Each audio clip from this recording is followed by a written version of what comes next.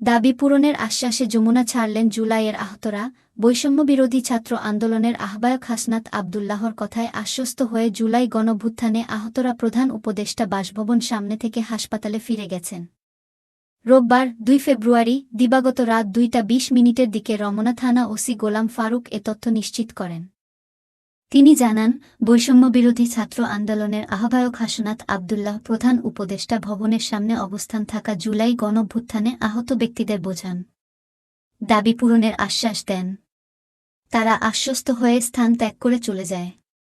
বর্তমানে প্রধান উপদেষ্টা বাসভবনের সামনের সড়ক সম্পূর্ণ ফাঁকা। তার আগে সুচিকিৎসা, পুনর্বাসন, ক্ষতিপূরণের দাবিতে রোববার ২ ফেব্রুয়ারি রাত ১২টার দিকে পুলিশের ব্যারিকেড ভেঙে মিন্টো রোডের প্রধান উপদেষ্টার বাসভবন যমুনার সামনে অবস্থান নেয় জুলাই গণভ্যুত্থানে আহত ব্যক্তিরা।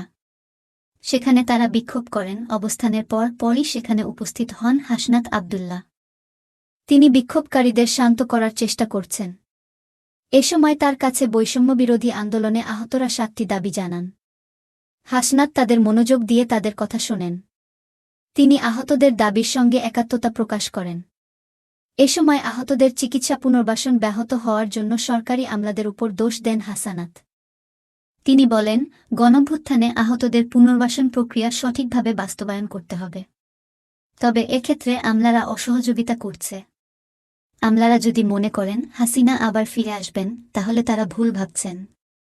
আহত বিক্ষোভকারীদের উদ্দেশ্যে তিনি বলেন, আপনারা যে চিকিৎসা পান না এটা সত্য, এর জন্য দায়ী সরকারের লোকজন।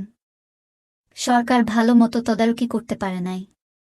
অবিলম্বে আহতদের সুচিকিৎসার জন্য যা যা করা দরকার সরকার দ্রুত সময়ের মধ্যে করবে। আপনাদের এ দাবি আমি সরকারের কাছে জানাচ্ছি। চলতি সপ্তাহের মধ্যে আহতদের সুচিকিৎসাসহ পুনর্বাসনের বিষয়ে সচিবালয়ে যাবেন বলে প্রতিশ্রুতি দেন এ ছাত্র আন্দোলনের এ সমন্বয়ক। এক পর্যায়ে হাসনাতের কথার আশ্বস্ত হয়ে আহতরা প্রধান উপদেষ্টা বাসভবন সামনে থেকে চলে যায়।